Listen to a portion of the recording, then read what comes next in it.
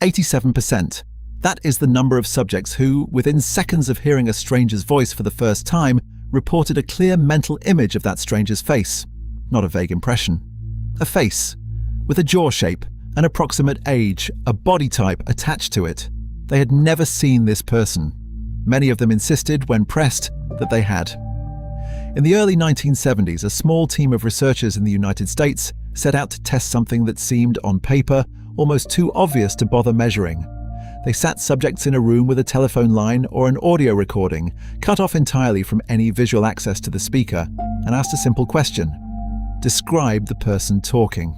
Height, weight, age, facial structure, general appearance. The subjects had one input only. Sound waves moving through air converted into a voice and nothing else. The researchers' working assumption was straightforward and, at the time, considered reasonable by most standards of cognitive science. Facial recognition and facial construction were believed to be visually dependent processes. You needed eyes on a face to build a face.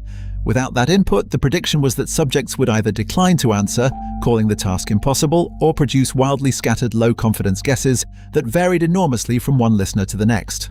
A voice, after all, is not a face. There is no direct physical law stating that a low-pitched voice belongs to a heavy man rather than a slim one. The hypothesis being tested was essentially the null, no face without eyes. That hypothesis did not survive contact with the data. What actually happened inside that room unsettled the research team more than they anticipated. Subjects did not hesitate. They did not treat the task as impossible or even particularly difficult. Face construction occurred in under 3 seconds of exposure to a voice sample, according to the measured response latencies. 3 seconds. That is faster than most people take to read this sentence aloud, and it wasn't just fast, it was consistent. Multiple subjects hearing the exact same recorded voice in isolation from one another produced strikingly similar physical descriptions. Estimated height varied by only a few inches across the sample group. Estimated age clustered within a narrow band. Facial structure descriptions, jaw width, cheekbone prominence, perceived attractiveness, showed correlation patterns that were statistically far beyond what random guessing should produce. The specific correlations are worth naming because they reveal the actual machinery underneath. Lower-pitched voices were almost universally assigned taller, heavier bodies. Faster speech rates were mapped onto younger perceived ages, regardless of the actual age of the speaker. Certain vocal timbres, breathier, softer textures, were consistently mapped onto narrower facial structures and lower perceived dominance. These were not isolated guesses. They replicated across the subject pool with a regularity that suggested something automatic and shared, not something each individual was inventing fresh. And confidence ratings attached to these descriptions were high. Not, I suppose, high. I'm certain high. Subjects rated their confidence in these fabricated faces at levels comparable to how confident people are when describing a face they have actually seen with their own eyes. Subscribe if you would rather catch this mechanism operating inside you before it quietly finishes operating on someone else. So what is actually happening in the seconds between hearing a stranger's voice and possessing what feels like a memory of their face? The mechanism is called cross-modal sensory integration, and it sits inside a larger cognitive system known as predictive processing.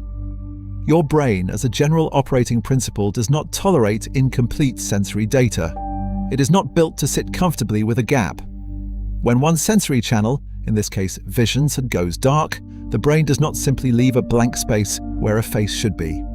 It recruits information from the channel that is active, the auditory one, and uses statistical priors built from a lifetime of correlating voice with body to manufacture the missing visual data.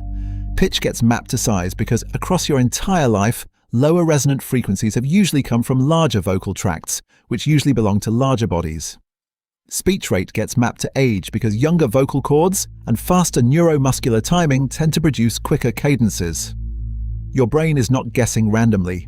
It is running a statistical model trained on decades of prior audio-visual pairings, and it is running that model in real time, unconsciously in under 3 seconds.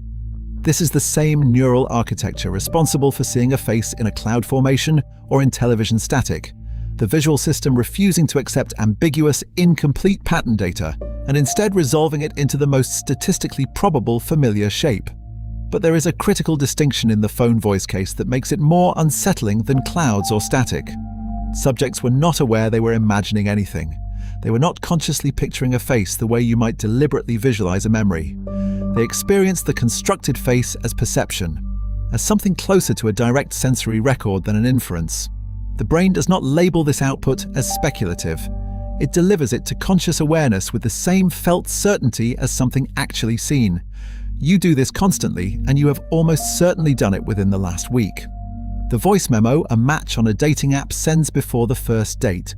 You have already built their face before you have ever laid eyes on a photo, and you will compare the real person against that fabrication the moment you meet them, whether you intend to or not. The coworker you have spoken with on calls for 8 months before your company finally schedules a video meeting, the disorientation you feel seeing their actual face for the first time is not random. It is the friction of your manufactured face colliding with the real one. The customer service representative on the other end of a support call, the podcast host whose voice you have logged hours listening to, whose face, when you finally see a photo, seems somehow wrong, too narrow or too wide, or simply not what your brain had already filed as fact. None of this stays contained to mild surprise. It has measurable downstream costs. Trust and suspicion get allocated based on vocal tone before a single fact about the person is known. Deeper, slower voices reliably read as more trustworthy and more competent in phone interviews, regardless of the actual content of what is said, which means hiring decisions made over phone screens carry a documented bias toward vocal pitch rather than qualification. Romantic disappointment is frequently misattributed to the real person's actual appearance when the true source is the gap between them and the fabricated face your brain built first and delivered with false certainty. Juries in recorded studies of phone and audio testimony have shown shifted credibility judgments based on vocal qualities that have no logical bearing on truthfulness. In every one of these cases, the person is being judged not against reality, but against a hallucination your own cortex produced and never disclosed as one. You are hearing a voice right now. You have not seen a face attached to it. And somewhere in the last 4 minutes, without noticing the moment it happened, you already built one.